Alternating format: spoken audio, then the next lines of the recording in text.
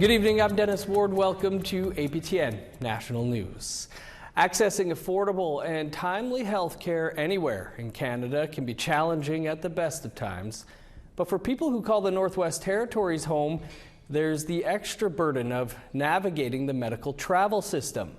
Our reporter Charlotte Moore-Jacobs takes a look at the human and financial costs of medical travel north of 60.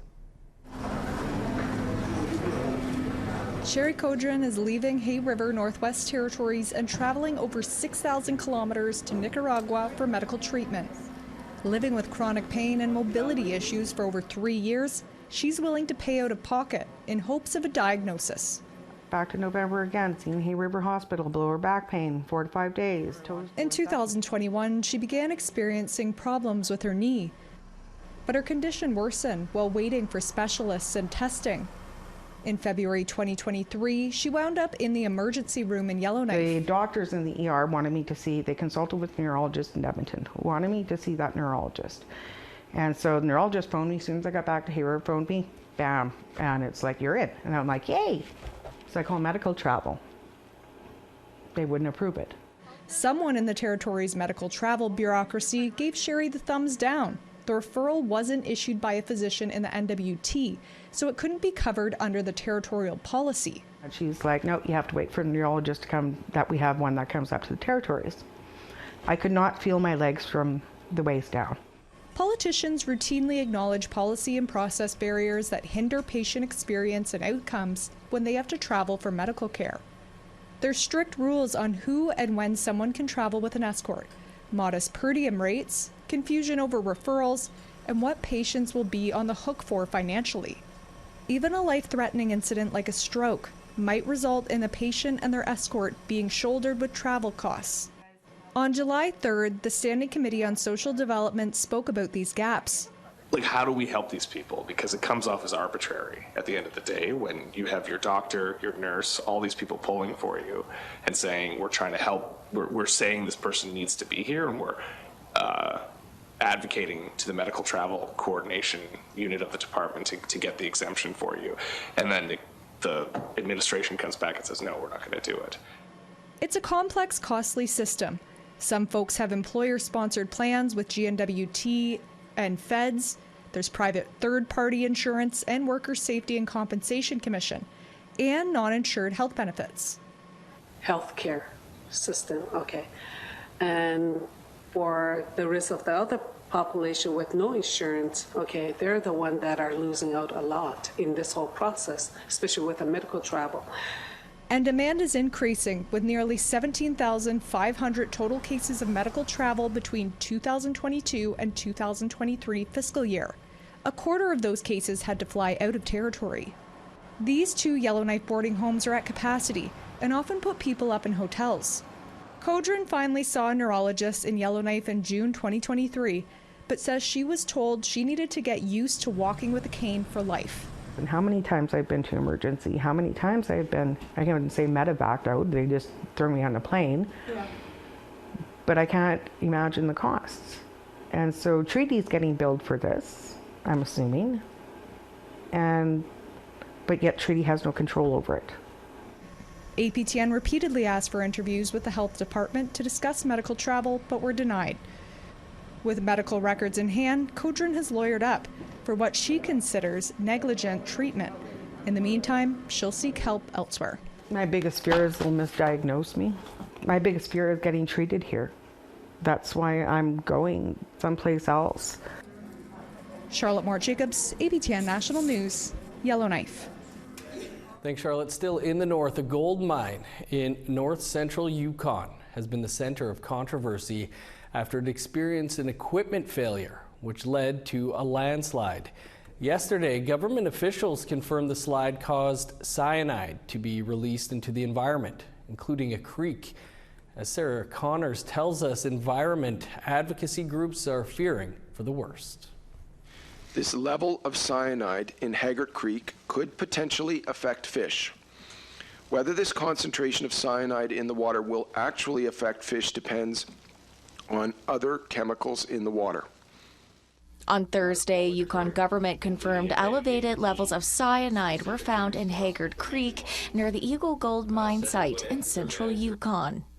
The results came a week and a half after the mine experienced an equipment failure that caused a landslide. Government regulations allow for 0.005 milligrams of cyanide per liter. Officials say 0.04 milligrams per liter of cyanide was found in the creek. It broke my heart to listen to the technical briefing yesterday. It was physically painful. The concern now for many is aquatic life. This environment group says in its review of the mine, an assessment board found in some cases fish can die at lower levels than what was found in the creek.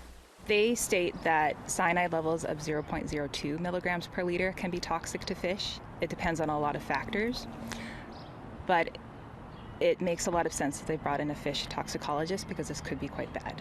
We're quite concerned. Just, physiologically, we don't want to lose any fish. The Yukon Salmon Subcommittee says Chinook salmon use the creek as a nursery and spawning ground. With Chinook stocks already in decline, there's worries any threat to their environment can cause irreversible harm. I mean, there are hundreds of stressors against salmon, and this is one of those places where they should have refuge or they should have rest in order to spawn, and that's not happening. Now they have this additional stress. A little bit complicated. This mining expert says the cyanide found in the creek will likely impact fish, though he doesn't believe it's high enough to kill them. But he says no one will know for sure until there's long-term testing. Because to see the effect in the fish in the long term, you need a sample, not just one sample. You need about 30 days sampling there.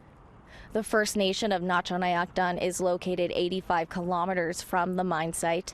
Chief Donna Hope wasn't available for an interview today. However, she previously told APTN her community is grieving for the lands and waters, and it will be taking swift action to hopefully prevent any more contamination. Sarah Connors, APTN National News, Whitehorse. Thanks, Sarah. Today marks 20 years since 5-year-old Tamara Kess went missing from her home in Regina, Saskatchewan. Her family and the Regina Police Service have not given up hope in one day finding her. Sadly, Tamara's mother, Lorena Kess, passed away at the age of 49 earlier this year. Tamara Kess was last seen on the night of July 5th, 2004 at her home in Regina. She was sleeping in her room. She was reported missing the next day, and there was a frantic search by family members and police. Community members held an annual barbecue today to keep awareness of her disappearance alive. 2 years ago, a documentary TV show, Never Seen Again, also highlighted Tamara's story. Despite countless hours of work by investigators, hundreds of interviews, and a $50,000 reward, Tamara is still missing. Tamara and her family are from the White Bear First Nation. She would have been 25 years old this year. We haven't forgotten about Tamara. We have an open investigation. We still continue to receive tips, and we, in hopes that one day someone will give us, that one piece of information that we need to provide closure to the file and to the family. Let the public know that we still continue to search for her. Tamara was loved and is loved by so many, not just her family, but this community. What we can look at is a path of injustice for Lorena in terms of the systems not working with her, but against her in order for her family ever to be reunited again. We're going to be taking a deeper look at the 5th anniversary of the National Inquiry into Missing and Murdered Indigenous Women and Girls coming up after the break. But first, look at a story coming next week about an Ontario jail where the female inmates do not have access to menstrual products if they get them at all. Here's a sneak peek at the story Sav Jones is working on. A community advocate went on a tour of the Canora District Jail. She says some of the inmates there are having a tough time while on their moon time. So one woman had said they get the little bullet, the cotton tampon that has no applicator, so sometimes it hurts to use. And the other one was her flow is so heavy, she changes often because it's not a good product. Tanya Cameron says inmates sometimes wait hours to receive pads or tampons for their periods after having to ask for them from corrections officers. I'll have that story for you coming up on APTN National News.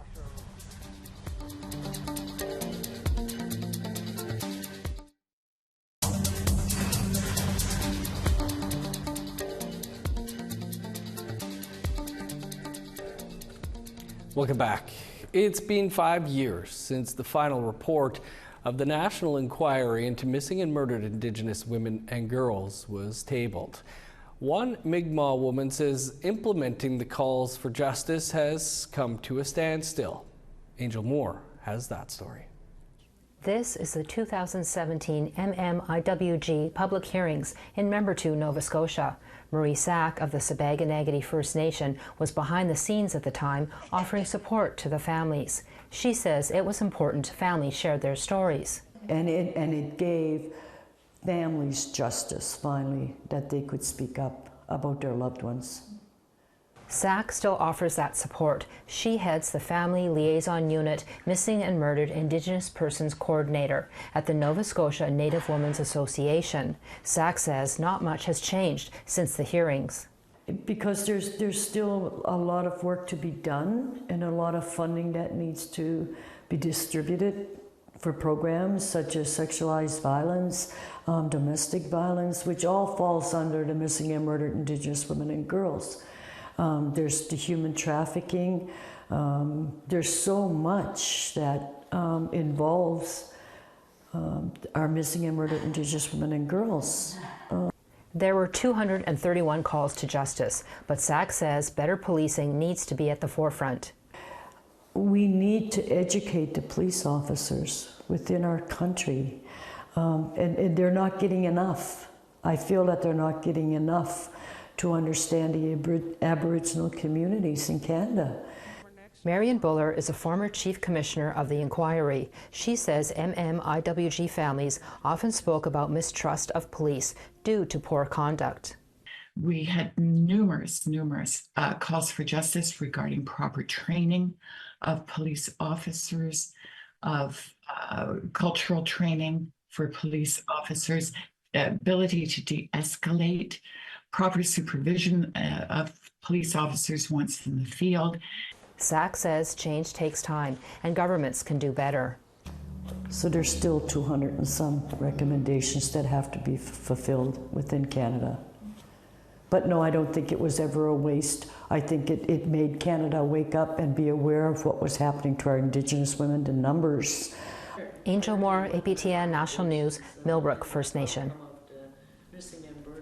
Many fighting for justice on the front lines on the West Coast agree action on the National Inquiry's recommendations are too slow to be implemented, if at all. APTN's Tina House has that story.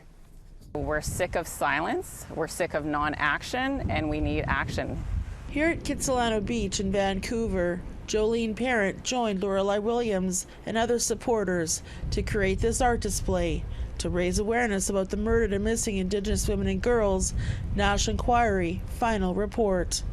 They are laying down photos of missing and murdered women in the center, along with a genocide flag, and then they have 231 red roses to represent the 231 recommendations that were in the report. Those roses are being formed into a heart, and then they are laying out copies of the recommendations around the heart. This is so important.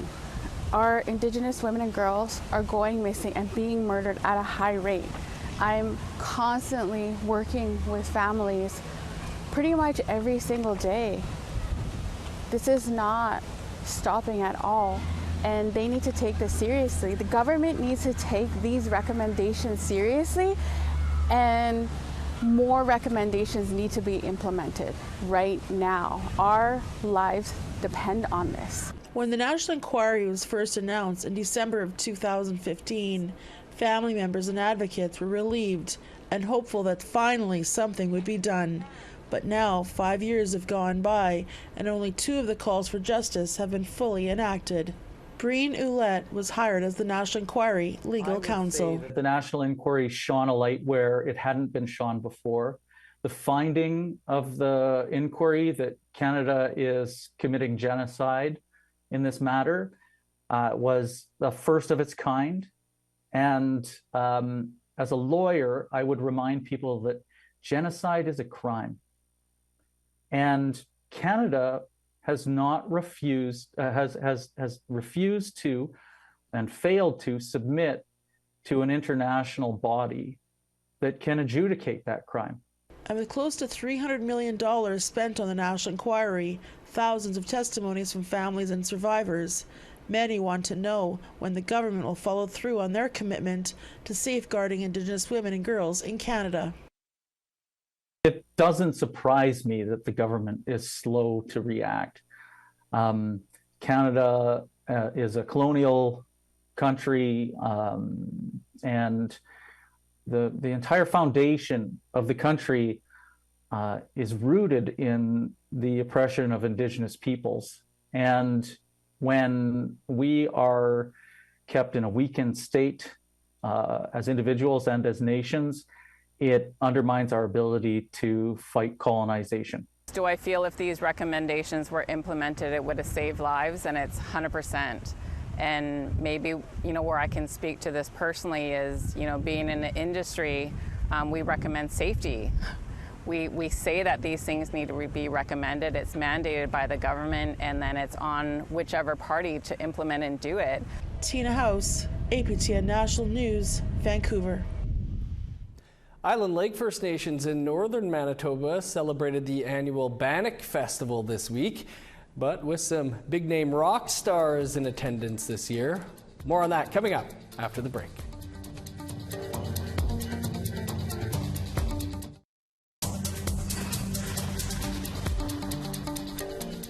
Welcome back. Time now for our photo of the day.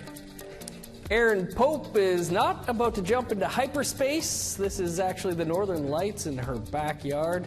Incredible shot. Thanks for that, Erin. Send those photos to share@aptn.ca for the chance to be our next photo of the day. Now let's take a look at tomorrow's weather forecast. Starting on the East Coast, 20 and showers in Fredericton, 19 with rain in Halifax, 14 and rain in Kuujjuaq, 20 in Nain. 24 with rain in Montreal, showers and 25 in Val-d'Or. Rain and 24 for Sault Ste. Marie, showers and 21 in North Bay. Rain and 26 in Thunder Bay, 27 in Sioux Lookout. In northern Manitoba, showers and 26 for Norway House and God's Lake. 25 with rain in Winnipeg, 26 and showers in Dauphin. Rain and 25 in Regina, showers and 26 in Saskatoon. 27 with rain in Meadow Lake, 22 in Uranium City. In northern Alberta, sun's out and 27 in Grand Prairie, 26 for Peace River. Showers and 26 in Edmonton, rain and 23 in Lethbridge. A sunny high of 25 for Vancouver, 32 in Kamloops. 25 and sunny in Prince George, 27 under the sun in Smithers. 16 with rain in Old Crow, 22 in Whitehorse. 21 in Yellowknife, showers and 24 in Wrigley. Plus 3 with rain in Sax Harbor, 9 in Polituck. 14 in Chesterfield, 15 in Whale Cove. 8 in Resolute, 7 in Joe Haven.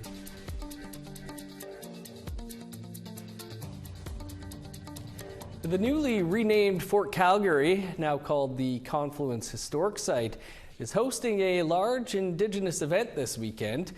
Indigenous Male Model of the Year, Tyson Martell, and actor Michelle Thrush are hosting the Indigenous Elegance Art Market and Fashion Show. 25 artists will be showcasing their handcrafted creations in the arts market, and 10 Indigenous designers will be showing off their designs on the runway. Tyson Martell is helping produce the event in Calgary. He says it offers a fusion of traditional and contemporary artistry. My friend Ashley Ghostkeeper, she's an up-and-coming country music singer, and she's going to be modeling and performing. We're going to have Miss Calgary there, Miss Canada, was going to make an appearance, and I also have a good friend of mine, Valkyrie. She's going to be rapping, and we have a great DJ, some awesome photographers. So it's I implore everyone to come out and just check it out. You know, you'll leave there just with an open heart and open mind. The fly-in community of St. Teresa Point Anishinaabe Nation is celebrating their 42nd annual Banic Festival. This year has been the biggest one yet, including flying in some big-name artists like Johnny Reed and Marianas Trench to give free concerts for the entire community. APTN was invited to the community in northern Manitoba and brings you a sneak peek now. Johnny Reed, where you at? There's a lot of love here for me.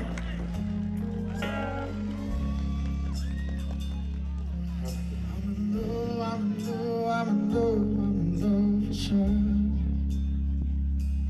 I'm in deep. Life is beautiful here. You know, you've got people that celebrate each other. You've got people that love their children. You've got people that celebrate their elders.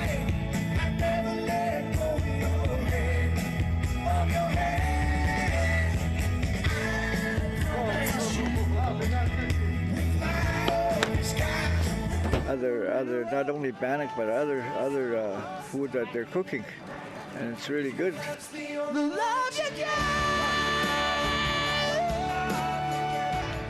I've eaten more Banic today than I have in 10 years. It's been great.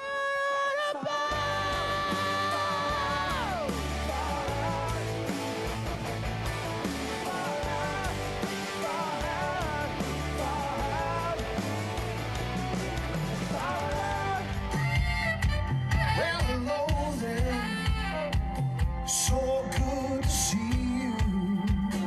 Dance with me. I got Banic. I got Banic. I never thought I'd ever get here, but it sure feels good to be in St. Teresa Point tonight. A really huge thing for me and for the boys because of how much we love the music. Take it back to my body and my way. Give for the world, give my soul. I hope the mosquitoes don't eat you alive.